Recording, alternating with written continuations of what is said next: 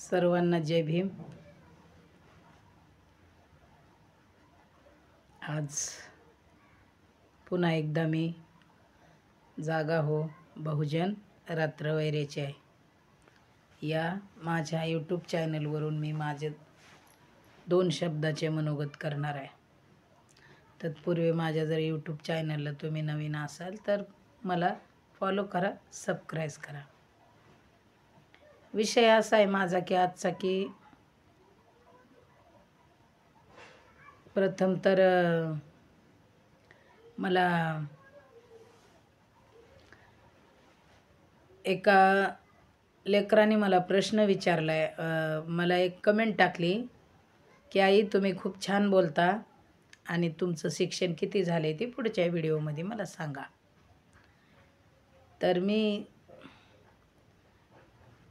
तर त्या बाळाला मी सांगते की बाळा माझं शिक्षण 2री पास आहे।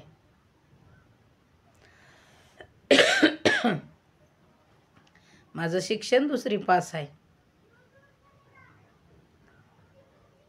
डोकं होतं, हुशार होते, परंतु परिस्थिती गरीब असल्यामुळे मला शिकायला काही भेटलं नाही।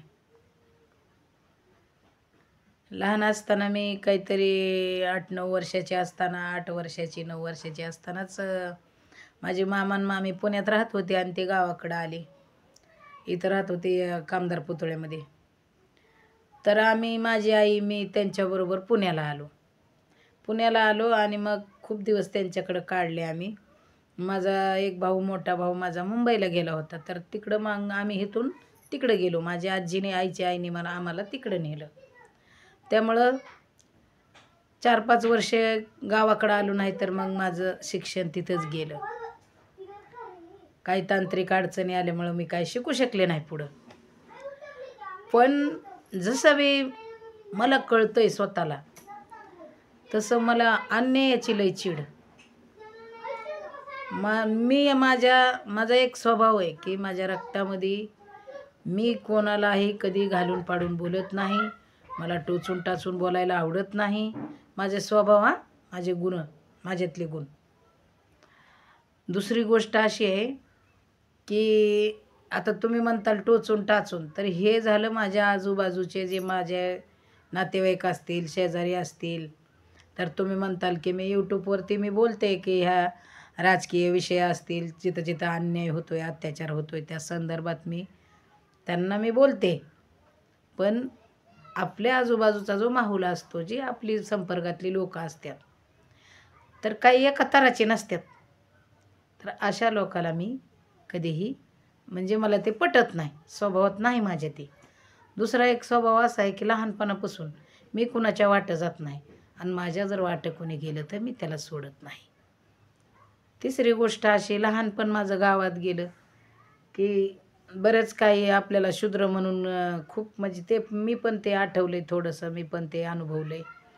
गावामध्ये वागत असताना असे बरेच किस्से अनुभव आलेत मला। पण त्या लोकांना सुद्धा माझ्या एवढ्या लहान वयात मी उत्तरं दिलेली आहेत, जशाच तशी। आणि एक गोष्ट, उपाशी राहीन, मरण, पण स्वाभिमान माझा कधीच मी लाचार होऊन हे नाही, घाण नाही ठेवला कोणाकडे। तेवढं मी माझ्या आयुष्यात पहिल्यापासून निस्वार्थीपणे जे बी दुसऱ्यासाठी करते, मी जे बी कोणासाठी काय करेल ते निस्वार्थीपणे, स्वतःच्या मुलाकडून सुद्धा मी अपेक्षा ठेवत नाही। दुसरी गोष्ट अशी आहे माझी की 2री पास माझं शिक्षण झालं, 3रीमध्ये फक्त मी 2 महिने बसले आणि त्यानंतर मला काही शिकता आलं नाही। मी तुम्हाला सांगितलं, पुण्याला आले। ह्या सगळ्या परिस्थितीमध्ये जर माझी परिस्थिती, मला जर आर्थिक माझ्या आईवडिलाचं पाठबळ चांगलं असतं तर मी आज कुठंतरी असले असते, इथं नसते, काहीतरी एखादी नोकरी तरी केली असती। म्हणजे बऱ्याचशा गोष्टी आणि जीवनामध्ये करायच्या होत्या, त्या झाल्या नाहीत। खूप काही अनुभव आहेत बाळांनो।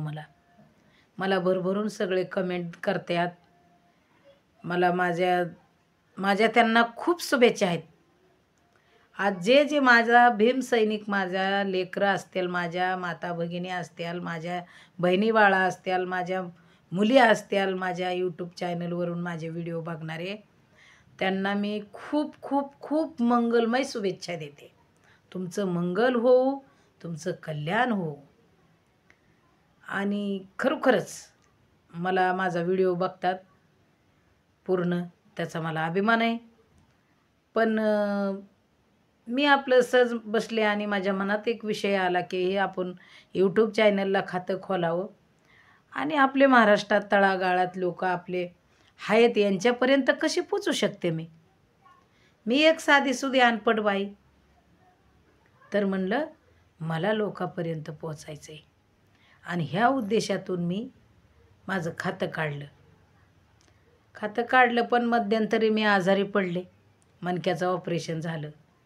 त्याच्यामुळं मला गेले वर्षभर काय मला व्हिडिओ बनवता आले नाही, टाकता आले नाही. आणि त्यातमध्ये काही शॉर्ट व्हिडिओ बनवले मी, परंतु स्वतःचं असं काहीच नव्हतं. मला माझं मनोगत करायचं होतं. आणि म्हणून मी आज तुमच्यापुढं मी आज माझे 2 शब्द मी सांगते. मला चांगल्या प्रकारे तुम्ही दाद देताव. पुन्हा एकदा मानाचा, आदराचा, क्रांतिकारी सर्वांना जय भीम करते. जय शिवराय. एक गोष्ट मला पुन्हा एकदा आठवण करून देते की बोलावं असं वाटतंय. SC ST OBC म्हणतात, पण परभणीमध्ये जेव्हा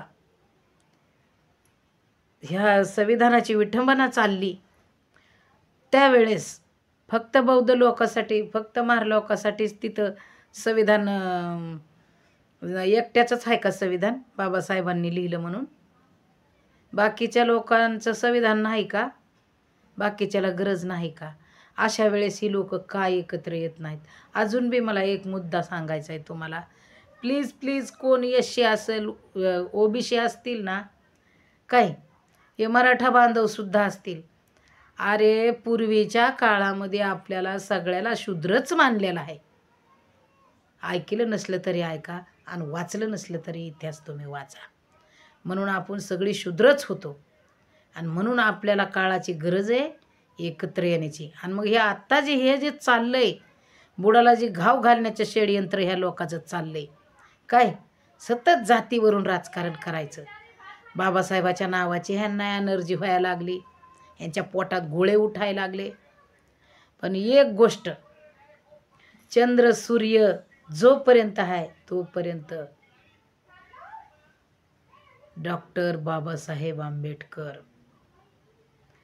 त्यांचं नाव कधीच इथून खुडलं जाणार नाही, हे लक्षात ठेवा. आणि म्हणून अजूनही माफीचा व्हिडिओ कुठं दिसला नाही आम्ही त्या टाकल्या. तू फक्त ना खऱ्याचा असशील ना तर तू आंबेडकरी समाजापुढे येऊनच दाखव, महिला पुढे येऊन दाखव तुझी काय खैर आहे, बघत राह, ये पुढं. आणि म्हणून सांगते माता मावल्यांनो, माझा व्हिडिओ कसा वाटला? मी मेले तरी परवा नाही, मला जगले तरी परवा नाही, पण मी प्रखर अशीच बोलणार आणि मी अशीच तुमच्यापर्यंत व्हिडिओमधून पोचणार. लाईक करा, शेअर करा.